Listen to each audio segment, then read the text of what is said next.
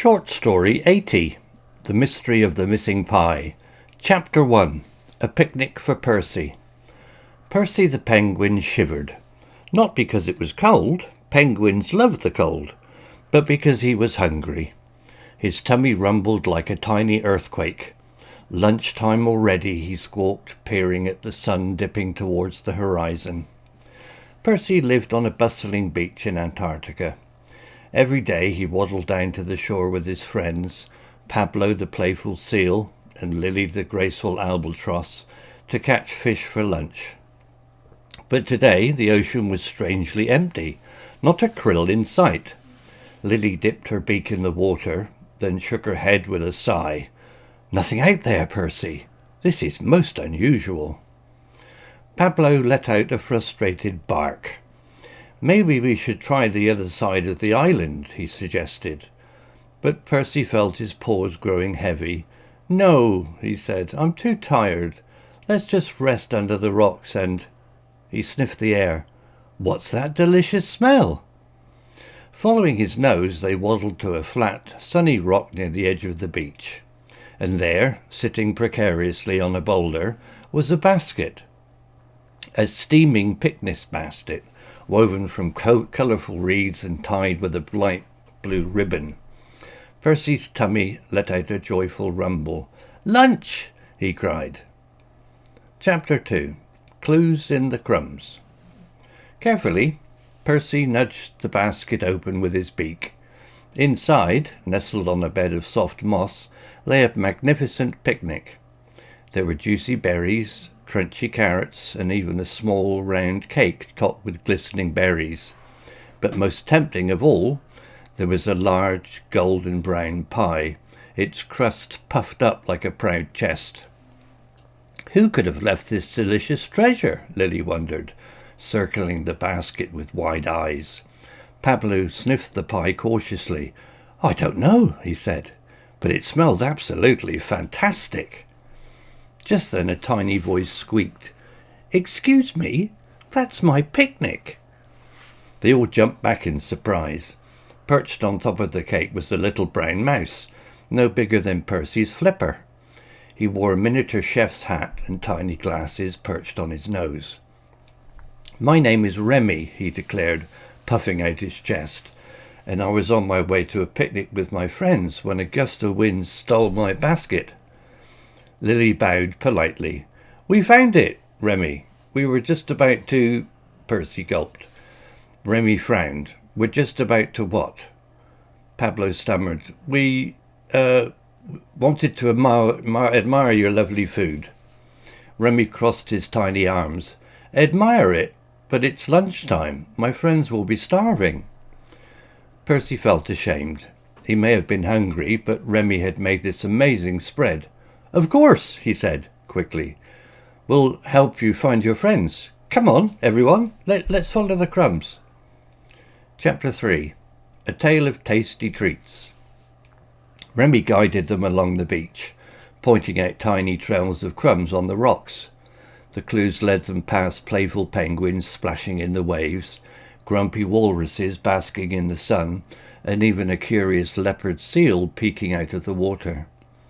"That way," Remy squeaked, his nose twitching.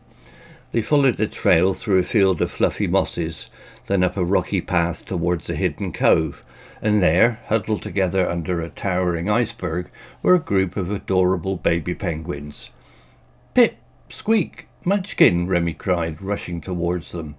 The baby penguins squealed with delight, burying their faces in his fur. "Remy, you're back!" a chubby penguin with a bright blue hat cheered. "And you brought friends!" "And lunch," another chimed in, clapping his flippers. Remy smiled proudly. "Meet Percy, Lily and Pablo," he said. "They found my picnic basket and helped me track you down." The baby penguins surrounded them, chattering excitedly. Soon the cove echoed with happy squeaks and laughter as they all settled down to enjoy Remy's delicious feast. Percy forgot his earlier hunger as he shared berries with the little ones, while Lily told stories of faraway lands. Chapter 4. A New Picnic Tradition. As the sun began to set, painting the sky in fiery oranges and pinks, Remy's friends started to grow sleepy. One by one they snuggled close to Remy and drifted off to sleep. "Thank you," Remy said to Percy, Lily and Pablo, his voice small and grateful. "You saved my picnic and cheered up my friends. You are the best friends a mouse could ask for." Percy puffed out his chest, feeling a warmth spread through him that had nothing to do with the setting sun. "It was our pleasure, Remy," Lily said, dipping her beak in the last of the juicy berries. "You're a remarkable chef for your size." Pablo let out a playful bark. "And to think," he joked, "we almost ate your masterpiece." Remy giggled, his tiny glasses sliding down his nose. "Well," he declared, "in that case I have an idea. Why don't we make this a regular thing? Every week we can take turns bringing a picnic to this cove and share stories and laughter with each other."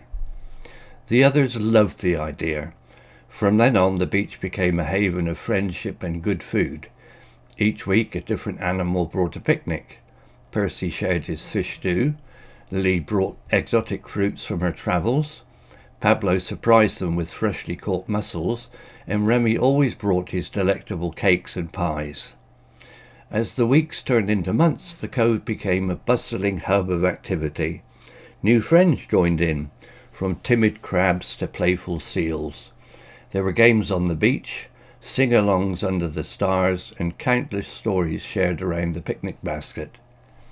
And even though the ocean still had its days of being empty, Percy never felt truly hungry again, because the true feast, he realized, wasn't just the food, but the love and laughter shared with his newfound friends. The mystery of the missing pie had led him to something far more delicious, a recipe for lifelong friendship. Vocabulary notes. Chapter 1. Rumbled. Percy's tummy made a loud noise like thunder. Bustling. The beach was full of activity and movement. Krill. Tiny shrimp-like creatures that penguins eat. Unusually. Not happening in the normal way. Moss. Soft green plants that grow in shady places. Precariously. In a position that could easily fall or break. Reeds. Slender plants that grow near water. Juicy. Full of liquid, delicious and tempting to eat. Crunchy. Making a satisfying cracking sound when eaten. Golden brown. The colour of bread or pie crust after it has been cooked. Puffed up. Swollen and larger than usual. Chapter 2. Cautiously. Carefully and with a little bit of fear. Glistening. Shining brightly like jewels. Squeaked. Made a high-pitched, thin sound. Flicker. Moved quickly and unsteadily. Frown. Made a sad or angry expression on your face. Admire. Look at something with pleasure and appreciation. Crumbs. Tiny pieces of food that have fallen off. Clues. Pieces of information that help you solve a mystery. Chapter 3. Fluffy. Soft and light like clouds. Hidden cove. A small sheltered bay tucked away from view. Huddle. Grouped together closely for warmth or comfort. Chubby. A little bit fat and round in a cute way. Chapter 4. Haven. A safe and peaceful place. Delicacy. A small, expensive and delicious food. Masterpiece. Something that is extremely well made or beautiful. Hub. A central place where people or activities come together. Sing-alongs. Songs that everyone sings together. Story written by Google Bard AI. Image created by... I don't remember which AI it was. Hello, this is Steve. If you enjoyed the story, please would you click on the like icon and take the time to leave a comment.